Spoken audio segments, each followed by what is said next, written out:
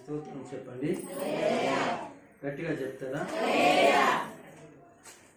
ఈరోజు దేవుడు మనతో మాట్లాడుతున్న మాట ఏమిటంటే, అంశాన్ని నేను మీకు ముందుగా ఇస్తాను.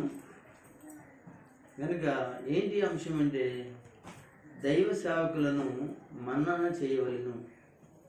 రాసుకోండి, దైవ సేవకులను మన్నన చేయాలి. మన్నన అంటే గౌరవించాలి. బైబిల్లో దైవ సేవకుడి గురించి దేవుడు ఉన్నతంగా రాయించాడు. దైవ పిల్లల గురించి దేవుడు చాలా అద్భుతమైన విషయాలు, దైవ పరిచర్య చేసేటువంటి వారి కొరకు ఎన్నో మంచి మంచి విషయాలు రాశాడు. అది బైబిల్ చదివిన వాళ్ళకి మాత్రమే తెలుస్తుంది. కానీ ఈరోజు అన్ని విషయాలు నేను చెప్పను, కానీ వీలుగా ఉంటే మరి సమయాన్ని బట్టి అప్పుడప్పుడు ఈ అంశం మీద తీసుకుని నేను మాట్లాడుతూ ఉంటాను. మీరు ఒకవేళ రాసుకునే వాళ్ళు ఏమైనా ఉంటే రాసుకుంటే, మళ్ళా చెప్పినప్పుడు మరి అయ్యే వాక్యాలు అటు పక్కన జోడించి పక్కన రాసుకుని పెట్టుకుని మీరు చదువుకుంటే మీకు బైబిల్ అర్థమవుతుంది. కనుక మీరు ఏం చేస్తారంటే, ఈ సమయంలో బైబిల్ తెరవండి.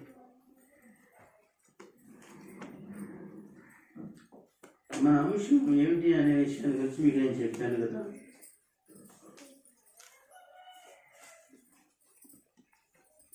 దైవ సేవకులను మన్నన చేయవలను. దైవ సేవకుడిని మన్నన చేయని వారు ఎవరు ఉండరండి. దైవ సేవకుడిని ప్రేమించిన వారు, అలాగే గౌరవించిన వారు ఎవరు ఉండరు.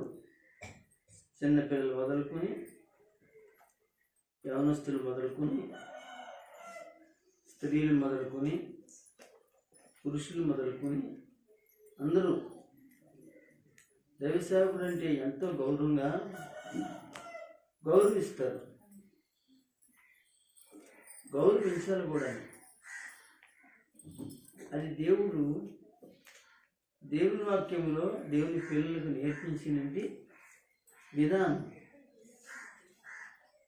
అంత మాత్రమే కాకుండా దైవ సంఘంలో నుండి దైవ పిల్లలు ఉంటారు కదా, వాళ్ళు కూడా ఒకరికొకరు మన్నన చేసుకోవాలి, గౌరవించుకోవాలి. మీలో చాలామంది బైబిల్ పూర్తిగా చదివిన వాళ్ళు ఉంటారు, చదవలేని వాళ్ళు ఉన్నారు. పౌలు గారి పత్రిక చదివినప్పుడు మరి నీ సహోదరుడికి వందనములు చెప్పుడి, అలాగే పలానా చోటన మీ సహోదరులు మీకు వందనాలు చెప్తున్నారు అనే మాటలు బైబిల్ గ్రంథంలో అనేక పర్యాయాలు చెప్పబడతాయి. అంటే దైవ సేవకుని గౌరవించడమే కాకుండా దైవ పిల్లలు ఒకరికొకరు ఏం చేసుకోవాలంటే గౌరవించుకోవాలి. అంతేగాని దూషించుకోకూడదు, లేక రకరకాలుగా ఉండకూడదు. ఎందుకంటే సంఘం పరిశుద్ధాత్మ ద్వారా కట్టబడుతుంది. పరిశుద్ధాత్మ చేత సంఘం కట్టబడుతుంది. పరిశుద్ధాత్ముడు అనేవాడికి హెచ్చుతగ్గులు ఉండవు. నన్నొకలాగా, మిమ్మల్ని ఒకలాగా, ఇంకొకలాగా నడిపించడండి. అందరినీ ఒకేలాగా పరిశుద్ధాత్ముడు నడిపిస్తాడు, మాట్లాడిస్తాడు. వినయ విధేయతల చేత తన సంఘంలోని ఏం చేస్తాడంటే సమకూరుస్తాడు. కనుక అప్పుడు ఇలారా ఒక దైవ సేవకుని కాకుండా నీ పక్కన ఉన్నటువంటి నీ సోదరుడు ఎవరు ఉంటారు, నీ సహోదరి ఎవరు ఉంటారు, ఇలాగా ఇతర సంఘాల్లో కూడా ఉంటారు. ఈ విధంగా అనేక మందిరాల్లో ఉంటారు. ఒకరికొకరు మన్నన చేసుకోవడం, గౌరవించుకోవడం, ప్రేమ పంచుకోవడం అనేది చాలా ఉన్నతమైనదని దేవుని వాక్య ప్రకారంగా మీకు నేను తెలియచేస్తున్నాను పిల్లరా. కనుక బైబిల్ గ్రంథంలో వాక్యమును మనం ధ్యానం చేద్దాం. ఈలైన మట్టికి కొంతవరకు నేను చెప్పుకుంటూ వెళ్తుండగా వాటిని మీరు అర్థం చేసుకోండి, మీరు అలాగా నడుచుకోండి. కనుక దైవ సేవకులను మన్నన చేయటం ఆ కుటుంబానికి ఆశీర్వాదకరం. దైవ సేవకుని గౌరవించడం ఆ పిల్లలకి లేదా సంఘానికి దీవెనకరం. కనుక ఈరోజు ఎబ్రిల్కి రాసిన పత్రికలో 13వ అధ్యాయంలో 17వ వచనాన్ని చదవండి. మీ పైన నాయకులుగా ఉన్నవారు లెక్క అప్పచెప్పవలసిన వారై మీ ఆత్మలను కాచి ఉన్నారు. వారు దుఃఖముతో ఆ పని చేసిన ఎడల మీకు నిష్ప్రయోజనమే గనుక దుఃఖముతో కాక ఆనందముతో చేయనట్లు వారి మాట విని వారికి లోబడి ఉండండి. మీ అందరి బైబిల్లో దేవుని వాక్యం చదివిస్తుంది. దేవుని బిడ్డలారా గమనించండి, ఈ వాక్యంలో రాయబడిన మాట ఏమిటి అంటే మీకు పైన నాయకులు ఏమంటారు ఇక్కడ, మీకు పైన నాయకులు ఎవరైతే ఉన్నారో ఎక్కడ సంఘంలో. ఒక మాట చెప్తాను మీకు, మీ కుటుంబంలో కుటుంబానికి ఒక పైన ఒక నాయకుడు ఉంటాడు. ఉంటారా చెప్పండి. ఎవరు జేమ్ గారు అవి సౌండ్ వినపడలేదా? ఓకే సరేలేండి. అయితే మీ యొక్క ఇంట్లో మీ పైన ఒక నాయకుడు ఉంటాడు. అది జయమ్మ అవ్వచ్చు, సుబ్బారావు గారు కావచ్చు కదా. ఆ కుటుంబానికి ఎవరో కూడా ఉంటారు. దేవునికి స్తోత్రం. అందరూ స్తోత్రం చెప్పండి. నేను మాట్లాడే ప్రతి మాట దైవికంగా మాట్లాడతాను తప్ప వంకరగా మాట్లాడే అలవాటు నాకు లేదు. లేకపోతే మనుషులు మళ్ళించుకుని నా ఎంట తిప్పుకునేటువంటి అలవాటు నాకు లేదు. నాకు ఎందుకంటే నాకు ఆ విధమైన వరం నాకు ఇవ్వలేదు దేవుడు. అది వరం కాదులేండి, అదంతా కూడా సైతం ఇచ్చేటి వరం. అది ఇలాగా అలాగే అన్నమాట. ఎందుకు చెప్తున్నట్టు ఈ మాటలు దేవుని బిడ్డలారా, దేవుని వాక్యంలో సంఘానికి ఒక పైన ఒక నాయకుడు ఉంటాడు. గ్రామానికి పైన ఒక నాయకుడు ఉంటాడు. ఏమండి, ఒక జిల్లాకి ఒక నాయకుడు ఉంటాడు. ఒక రాష్ట్రానికి ఒక నాయకుడు ఉంటాడు. ఒక దేశానికి ఒక నాయకుడు ఉంటాడు. ఇది ఈ నాయకులు ఏం చేస్తారంటే, తన కింద ఉన్న వాళ్ళు ఏం చేస్తారంటే నడిపిస్తారు అన్నమాట. నడిపించినప్పుడు కొన్ని ప్రాసెస్లు ఉంటాయండి. వినండి ఇలా ఒకసారి. కొన్ని ప్రాసెస్లు ఉంటాయండి. ఇది చేయాలి, ఇది చేయకూడదు, ఇది ఇలా ఉండాలి, ఇది ఇలా ఉండకూడదని కొన్ని రూల్స్ ఉంటాయి. ఆ రూల్స్ ప్రకారంగా వాళ్ళ కింద ఉన్నటి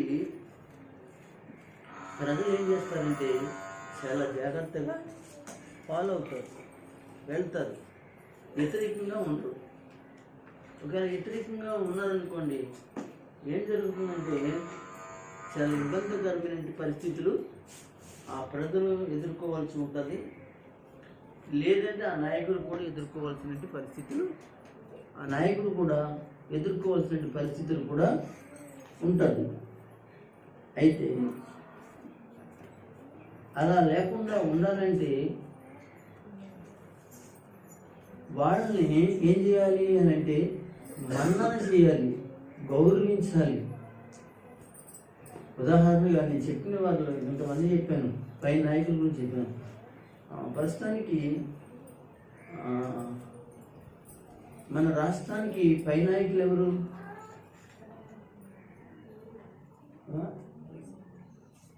రాష్ట్రానికి చెప్పాను,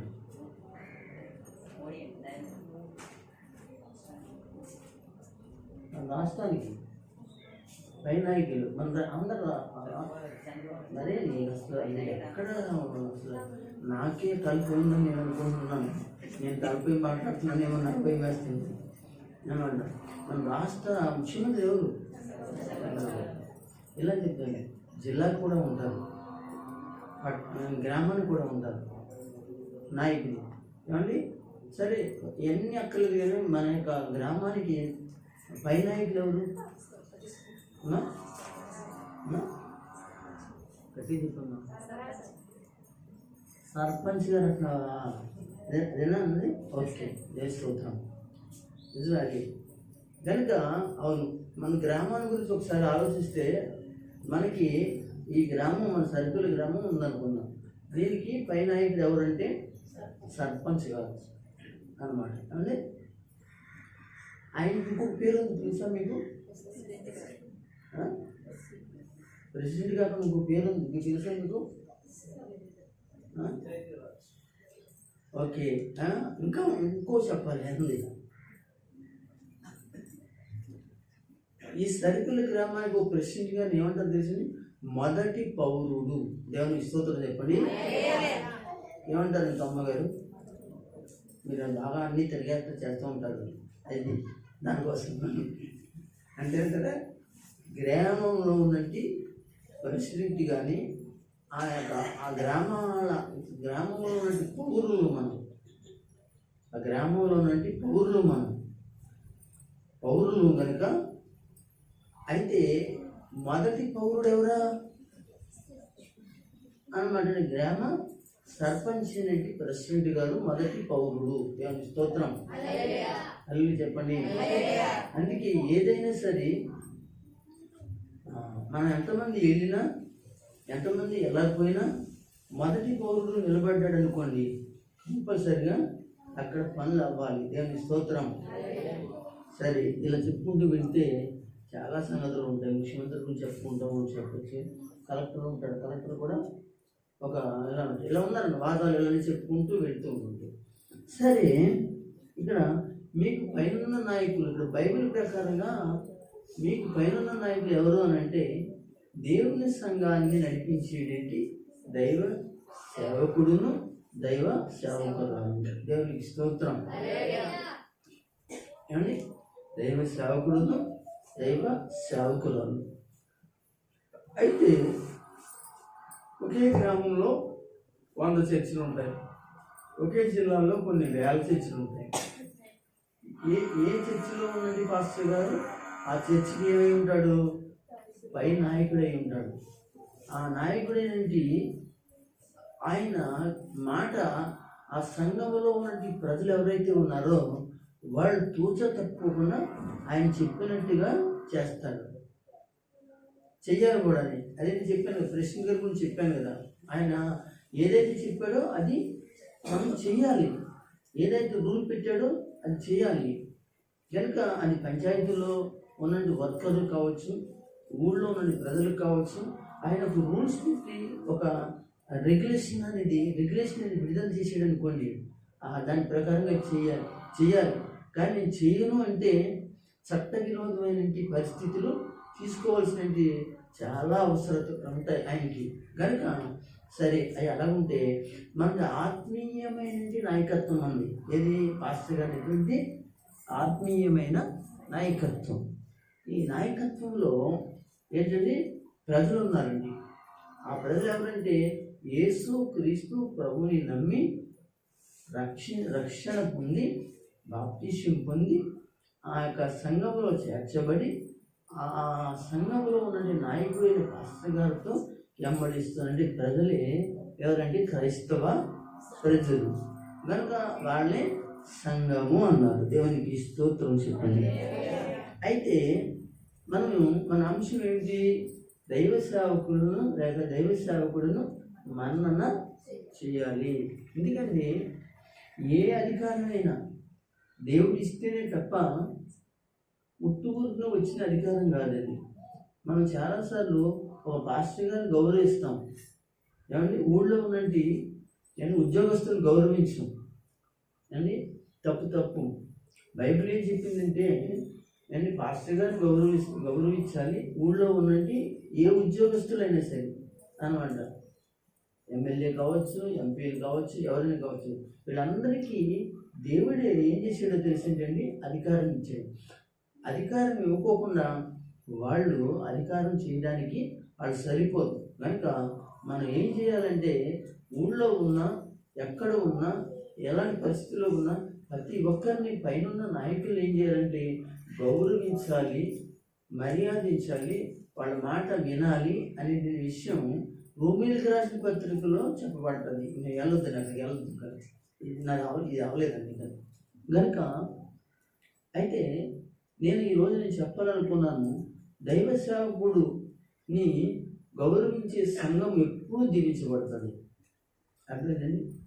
కనుక దైవ సేవకుడిని గౌరవిస్తూ ఉన్నట్టుగా ఉండి బయటికి వెళ్ళి ఏదో విధంగా ఉన్నట్లయితే వాళ్ళకి దేవుని ఉండవు. ఖచ్చితంగా వాక్యమే మనకి తెలియజేస్తుంది. రానున్న దినాల్లో నేను చెప్పాలనుకున్నప్పుడు ఈ విషయాలన్నీ కూడా వస్తాయి. మనం నేర్చుకుందాం. దేవునికి స్తోత్రం.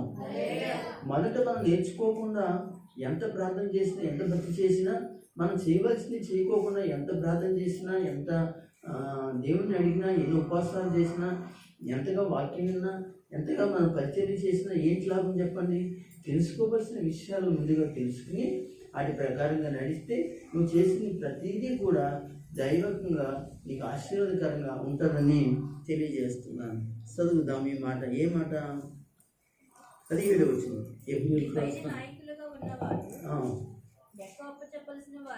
చూడండి, లెక్క అప్పచెప్పవలసిన వారే ఉన్నారు. ఏ అప్పు చెప్పాలంటే లెక్క అప్పు చెప్పాలంటే లెక్క అని తెలుసమ్మా? మా గంగమ్మ గారు లెక్క తెలుసా? డబ్బులు ఈయన లెక్క నాకు పలానా లెక్క ఇవ్వాలండి అంటారు కదండి. ఇవ్వాలి, డబ్బులు ఇవ్వాలి, లెక్క. అయితే ఇక్కడ చెప్పిన మాట ఏంటి? డబ్బుల లెక్క కాదు, ఇక్కడ ఆత్మల లెక్క. స్తోత్రం. ఏంటండి? ఆత్మల లెక్క. ఎవరికి ఏం చేయాలంటే లెక్క అప్ప చెప్పాలండి. అందుకే పాస్టర్ గారు ఎప్పటికప్పుడు దేవుని సన్నిధిలో మీ గురించి ప్రార్థన చేస్తూ ఉంటుంటాం, లెక్క అప్పు చెప్తూ ఉంటుంటాం. కానీ ఆ లెక్కలో ఆ పాస్టర్ గారికి దుఃఖం కలిగినట్లుగా ఆయనకి అనిపించింది అనుకోండి, ఆయనకి నాకు కాదు లెక్క అప్పు చెప్పేవాడు అనమాట. లెక్క అప్పు చెప్పవలసి ఉన్నది. కనుక మీ ఆత్మలను ఏం చేయాలి? లెక్కప్ప చెప్పవలసిన వారిగా ఉన్నారు. మీ పిల్లల యొక్క ఆత్మలను లెక్కప్ప చెప్పవలసిన వారిగా ఉన్నారు. ఈ భర్తల యొక్క మరి ఆత్మలను లెక్కప్ప చెప్పవలసిన వారుగా ఉన్నారు.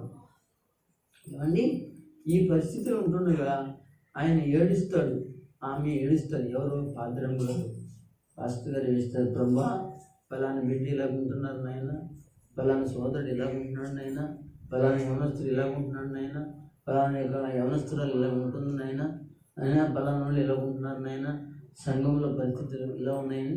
మరి ఎందుకంటే ఏ పాస్టర్ గారు, నేననే కాదు, ఏ పాస్టర్ గారైనా, ఎందుకంటే కష్టపడి పిల్లలకి కంటారు. మీరు కన్నప్పుడు ఆ బిడ్డ కొంచెం మీకు వ్యతిరేకంగా ఉన్నాడు అనుకోండి, మీరు ఏడుస్తారా లేదా?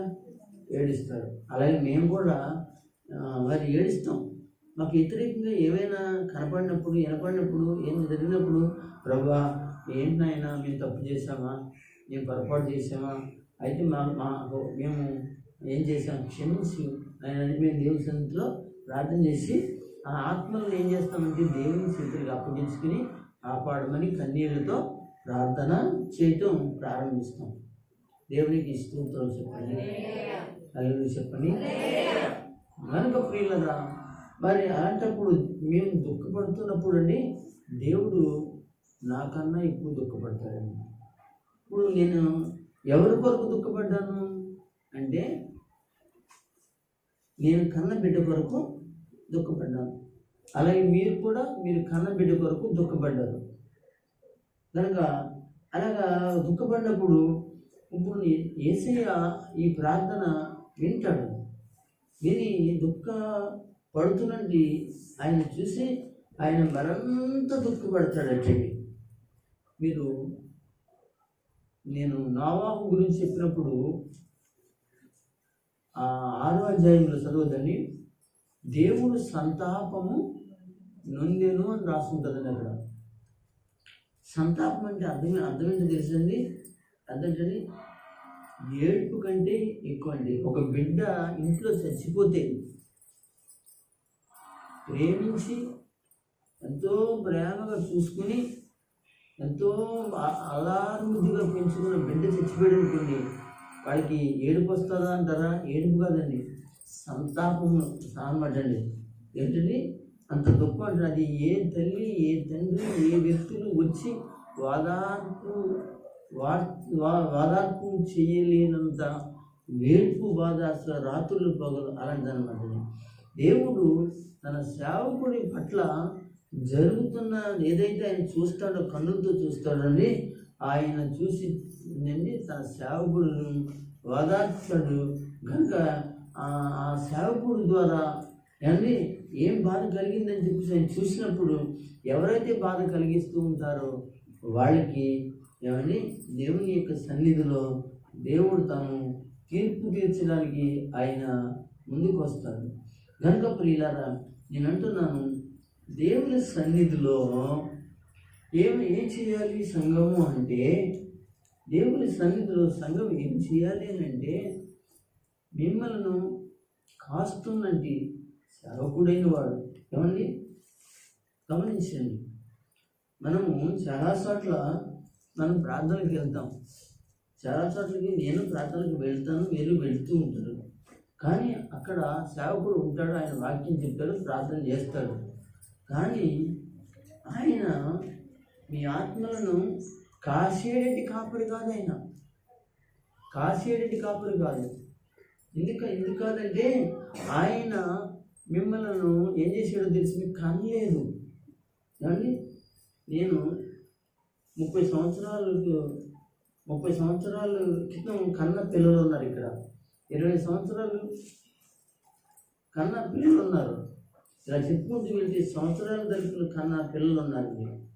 కనుక వీళ్ళని దైవ సేవకుడు ఏం చేస్తాడంటే వాళ్ళని కాస్తాడు, ప్రార్థనలో కాస్తాడు. ప్రభువా వాళ్ళ బిడ్డలు ఫలానా చోట ఉన్నారు, ప్రభువా వీళ్ళ కుమార్తె ఫలానా చోట ఉంది, ఫలానా చోట ఉన్నారు, వాళ్ళని ప్రభువా మాకు అప్పగించావు కనుక అని చెప్పేసి మాకు బాగోకపోయినా ఏంటి ఒక నిమిషం బాగోకపోయినా, ఒక నిమిషం బాగున్నప్పుడు చక్కగా ప్రభు పాదాల దగ్గర వాళ్ళ కొరకు ప్రార్థన చేస్తూ ఉంటాం. దేవుని స్తుతులు చెప్పండి. కనుక ఇక్కడ అందుకని మీరు ఏం చేయాలంటే ఆ సేవకుడిని ఏం చేయాలి అని అంటే మన్నన చేయాలి, గౌరవించాలి. ఏమండి ఈ రోజున మనకి ఎవరైనా ఒక ఉపకారం చేస్తే, ఏమంటే ప్రభుత్వ పరంగా కానీ రాజకీయంగా కానీ ఏ మరి వ్యక్తులైనా కానీ ఉన్నతమైన వ్యక్తులు కానీ ఏదైనా మనకి ఉపకారం చేస్తే వాళ్ళని చాలా మన్నన చేస్తాం, గౌరవిస్తాం. దండలేసి, సాల్వాలు ఇచ్చి, బొక్కేలు ఇచ్చి, ఇంకా ఉంటే ఇంకా రకరకాలుగా ఎన్నో చేస్తూ ఉంటుంటారు. దేవుని స్తోత్రం చెప్పండి. రకరకాలుగా చేస్తూ ఉంటుంటారు కదండి. మన ఒక పెళ్ళయిందండి, ఎవరి అంబానీ ఇంట్లో పెళ్ళయిందండి. వచ్చిన వాళ్ళకి ఎలాంటి వస్తువులు ఇచ్చాడని తెలిసింది, కోట్ల విలువ కలిగిన వాటిని ఇచ్చాడు. అంటే అతనికి ఉంది కాబట్టి అలా చేశాడు, మంచిదే, అది మనం తప్పుపడట్లేదు. అంటే మన్నన చేయటం అంటే గౌరవించడం అంటే చెప్తానికి మాట చెప్పానండి. దేవుని స్తోత్రం చెప్పండి. అలాగా కోట్లిమ్మని, లేకపోతే లక్షలిమ్మని, లేకపోతే ఏదో పాస్టర్ గారు చేయమని కాదు, కానీ మీకున్న పరిధిలో మీ ప్రేమ ఆయన ఎదుట అనేక విధాలుగా గౌరవంగా ఏం చేసుకోవాలంటే చూపించి ప్రభువుని మహిమపరచాలనండి దైవ సేవకుడి యొక్క ఆలోచన. దేవునికి మహిమ కలుగును గాక. కనుక ఇక్కడ ఏమంటున్నాడు అనంటే, మీ పైన నాయకులను లెక్కప్పగల వారిగా ఉన్నారు కనుక వారు ఏం చేస్తున్నారంటే మీ ఆత్మలను కాయిచున్నారు. అవును, ఆత్మను కాయిచున్నారు. ఏమని? పశువులు కాసేవాళ్ళు ఉంటారు కదా, మేకలు కాసేవాళ్ళు ఉంటారు, గొర్రెలు కాసేవాళ్ళు ఉంటారు, గేదెలు కాసేవాళ్ళు ఉంటారు, గాడిదలు కాసేవాళ్ళు ఉంటారు, పందులు కాసేవాళ్ళు ఉంటారు, ఇలా రకరకాలుగా కాసేవాళ్ళు ఉంటారండి. కానీ అన్నిటికీ ఒక కాపరు ఉంటాడు కదా, అన్నిటికీ కాపరు ఉంటాడు. కానీ ఆ కాపరులు కాసినప్పుడు కొన్ని మాత్రం ఏం చేస్తాయంటే చాలా సాధువుగా, చాలా జాగ్రత్తగా ఉంటాయి. కొన్ని వాటికి ఆ కాపరు ఇసుకిచ్చేస్తాయి. తెలుసా మీకు? ఏమండి, పందులు ఉన్నాయనుకోండి, కాసేవాడికి తెలుస్తుందండి. ఏమండి, 10 మందితోటి 10 చోట్లకి వెళ్ళి దెబ్బలాట్లు తెప్పించేసి ఇలాంటి చేస్తుంది. ఇంకా మేకలు ఉన్నాయనుకోండి, చెప్పక్కర్లేదండి. ఏమండి, ఇక అసలు ఈ ఇబ్బంది చేసేస్తారు. ఇలా ఆ యొక్క వాటిని మేపేటప్పుడు, కాసేటప్పుడు, కాసేటప్పుడు ఆ కాపరికి తెలుస్తుందండి బాధ. దేవుని స్తోత్రం చెప్పండి. ఏంటి తెలుస్తుందో తెలీదా చెప్పండి? అవును, ఎందుకంటే వాటిని కన్నాడు కాబట్టి కన్నవాడికి తెలుస్తుంది, కానీ దోసుకునేవాడికి ఏం తెలియదండి. దేవుని స్తోత్రం చెప్పండి. అల్లరి చెప్పండి. నిజమంటారా కాదంటారా చెప్పండి? అబద్ధం ఆడుతున్నాను నేను. అబద్ధం ఆడితే దేవుడి మందిరంలో నేను మాట్లాడుతున్నాను ఈ మాట. ఏమండి, కన్నవాడికే తెలుస్తుంది. దోసుకెళ్ళిపోయిన వాడికి ఏం తెలుస్తుందండి? దాని విలువ ఏమండి తెలీదు. తర్వాత ఆ యొక్క ఆ వ్యక్తులను ఎలాగా పెంచాలనుకుంటే కొంతవరకు పెంచవచ్చు, కొంతవరకు తనకి అవకాశం ఇచ్చినట్టుగా పెంచవచ్చు. కానీ దైవసేవకుడు అంటే కన్నవాళ్ళు ఉంటారు చూసారా, వాళ్ళనైతే ఏం చేస్తాడంటే కష్టం వచ్చినా ఏం చేస్తాడు? పెంచుతాడు. మరి ఎదిరించినా పెంచుతాడు. ఆ యొక్క తండ్రిని తోసివేసినా, తల్లిని తోసివేసినా పెంచుతాడు. ఎందుకని? నా బిడ్డ. దేవుని స్తోత్రం చెప్పండి. హల్లెలూయా చెప్పండి. అందుకని సంఘంలో దైవ సేవకులైన వారిని గురించి మాట్లాడుతూ నేను అంటాను, వారిని మన్నన చెయ్యండి. చక్కగా వాళ్ళు చెప్పింది చెయ్యండి. వాళ్ళు వద్దు అన్నారంటే వద్దు, చెయ్యండి అన్నారండి చెయ్యండి. అది మంచిది కాదు అన్నారండి అది మంచిది కాదు అని మీరు అనాలి. అంటే దైవ సేవకుడు ఏది చెప్తే అది చేసే పని ఏంటంటే చెప్పంటారా? మన్నన చేయటం. ఎవరిని? దైవ సేవకుని మన్నన చేయటం, అదనమాట. అయితే ఇంకా దీంట్లో చాలా విషయాలు ఉన్నాయి, కానీ ఇక్కడ మనం చదువుదాం. అయితే ఆ సేవకుడికి దుఃఖం పుట్టించకూడదు అంటున్నాడు. చదవండి ఒకసారి.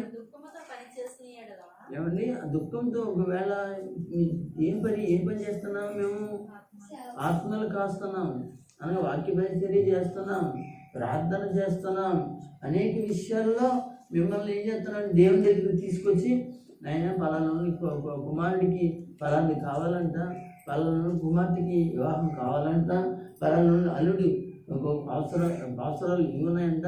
ఇలాగ అన్ని విషయాలు మేము ఏం చేస్తామంటే దేవుని దగ్గరికి పెడతాం. కనుక మీ కొరకు అంత ప్రయాసపడుతున్నటువంటి వాడు ఏమండి, అతని మనసులోకి ఏం రాకూడదు అంటే దుఃఖము అనేది రాకూడదు. దేవునికి స్తోత్రం. కనుక మరీ ముఖ్యంగా అర్థం చేసుకోవాలి. యవనస్తుల పిల్లలు మరీ ముఖ్యంగా అర్థం చేసుకోవాలి. కనుక దేవుని సన్నిధిలో కనుక ఆత్మీయ తండ్రి గారు లేకపోతే ఆత్మీయ తల్లి గారిని మరి మనం చాలా గౌరవించాలి, మన్నన చేయాలి. మనం చేస్తుంది తప్పని, మనం చేస్తుంది పొరపాటని వాళ్ళు చెప్తారు. ఎవరికి? ఆ యవనస్తులకి చెప్తారు. చెప్పినప్పుడు కోపగించుకోవాల్సిన పని లేదు, నేను వినవలసిన పని లేదు అని అంటే అది ఆ పాస్టర్ గారు ఏం చేయలేరు, ఆ పాస్టర్ గారు కూడా ఏం చేయలేరు. కనుక మీకు అర్థమైనట్టుగా ఏం చెప్తున్నానంటే, మీ జీవితాలు బాగోవాలంటే మీరు చక్కగా వారిని మన్నన చేసి చక్కగా మీ పనులు చేసుకుంటూ, అలాగే ఇంట్లో పనులు చేసుకుంటూ, బయట పనులు చేసుకుంటూ చక్కగా దేవుని సన్నిధిలో సాగడం వలన మీకు దీవెనకరంగా ఉంటుంది. అప్పుడు మీరు ఏది చేసినా ప్రయోజనం అవుతుంది కానీ లేకపోతే నిష్ప్రయోజనం అవుతుంది అని అంటున్నాడు. దేవునికి స్తోత్రం చెప్పండి, హల్లెలూయా చెప్పండి, హల్లెలూయా. కనుక ప్రియమైన దేవుని సంగమా, దేవుని వాక్యం మాట్లాడుతున్న విషయం ఏంటంటే, ఇదిగో మీకు ప్రయోజనకరమైన విషయాలు మాత్రమే మాట్లాడుతున్నాను, ప్రయోజనకరమైన విషయాలే మాట్లాడుతున్నాను, ప్రయోజనకరమైన సంగతులే మీకు చెప్తున్నాను. నిష్ప్రయోజనమైనవి మీకు ఎన్ని చెప్పి చేస్తే మీ జీవితంలో కార్యాలు లేకపోతే, కార్యాలు చూడకపోతే మీకు దుఃఖమే, అలాగే దైవ సేవకుడికి దుఃఖమే, బాధే కలుగుతుంది. కనుక నేను చెప్పే విషయాన్ని మీరు అందరూ కూడా మనసులో పెట్టుకుని ఏం చేస్తారంటే, ఇదిగో దేవుని వాక్య ప్రకారంగా మీ మీ జీవితాలలో, అది పిల్లలైనా, తల్లులైనా, తండ్రులైనా, కొడుకులైనా, కోడళ్ళైనా, మనవలైనా, మనవరాళ్ళైనా, ఎవరైనా కావచ్చు, అందరూ కూడా జాగ్రత్తగా దేవుని యొక్క సేవకుడు గురించి ఏం రాయబడింది బైబిల్లో, మనం ఏం చేయాలి, ఏం చేస్తే మనము అనగా ఒక పరిస్థితిలోకి మనం వస్తాము అనేది ఏమంటే వినాలి. మీరు ఎలాగా బైబిల్ చదవరు, కానీ బైబిల్ చెప్తున్నప్పుడు కూడా అది విని అది ఏంటని 1-2 సార్లు అది ఆలోచించి ఆ మాటను చదివి ఆ మాటని ఆలోచిస్తే అదైనా కొంచెం ప్రయోజనకరంగా ఉంటుంది. అది కూడా మనసులోకి వస్తుంది. నువ్వు ఏం చేయాలో ఏం చేయకూడదో నువ్వు చక్కగా ఈ పరిస్థితులు ఉంటుంది. కనుక బైబిల్ ఇంటి దగ్గర చదువు, ఇంటి దగ్గరేమో అనగా చదువు, కనుక ఇక్కడేమో వాక్యాన్ని విని దాన్ని ఏమో మనసులో పెట్టుకో. ఈ పరిస్థితి నీ జీవితంలో మంచి తీసుకురాదండి, మంచి అసలు తీసుకురానే రాదు. మంచి తీసుకొచ్చేది ఏంటంటే దేవుని యొక్క మాటలే, దేవుని వాక్యమే, దేవుడే. రెండవదిగా దేవుడు తర్వాత దైవ సేవకురాలు, దైవ సేవకుడు మాత్రమే ఒక ప్రయోజనకరమైన విషయాలను వారికి నేర్పించి నడిపిస్తూ ఉంటుంటారు. కనుక దయచేసి నేను ముగిస్తాను. ఎందుకంటే దేవుని బిడ్డలారా, సుమారుగా నేను ఒక మాటని చెప్పినట్టున్నాను. నేను కదా ఒక మాటని చెప్పాను, చాలా ఒక 30 మాటలు, 30 వాక్యాలు, 30 ఎక్కువ ఉన్నాయి. కనుక మరి దైవ సేవకుల పట్ల మనం ఎలా ఉండాలి, దైవ సేవకుల పట్ల మనం ఎలా ఉంటే మనం దీవించబడతాం, దైవ సేవకులు ఏ విధంగా మీ కొరకు మరి ప్రయాసపడుతున్నారు, దైవ సేవకులు ఏ విధంగా మరి ఏ విధంగా మీ దేవుని దగ్గరికి మిమ్మల్ని తీసుకురావడానికి వాళ్ళు ప్రయాసపడుతున్నారు, చాలా విషయాలు ఉన్నాయండి. అవన్నీ కూడా నేను రానున్న దినాల్లో దేవుని ఇష్టమైతే నేను సజీవుడిగా ఉంటే కానీ కనుక నేను చెప్పేటి అవకాశం నాకు భగవంతుడు ఇస్తే తప్పనిసరిగా మీకు చక్కగా ఆ విషయాలను మీకు ప్రేమతో చెప్తాను, ప్రేమతో వివరిస్తాను. చక్కగా మాటలు మీరు వినండి. ఈరోజు చెప్పింది వినండి, అప్పుడు చెప్పింది వినండి, ఈ తర్వాత చెప్పింది కూడా వినండి. విని ఇలాగా ఇలాగా ఇలాగా ఈ వాక్యంలో ఇలా ఉందా అని చెప్పి ఉండాలి. లేదు అని అంటే బైబిల్ తీసుకున్నట్టు మీరు బైబిల్ చదువుతున్న మీరు తొందరగా గ్రహించుకోవడానికి ఆ వాక్యాన్ని ధ్యానం చేస్తే ఇంకా దీవించబడతారని తెలియజేస్తూ దేవుడు ఈ మాటలు మనందరి ఎన్నికల్లో ప్రభు ఆశీర్వదించి దీవించి బలపరచును గాక. ఆమేన్.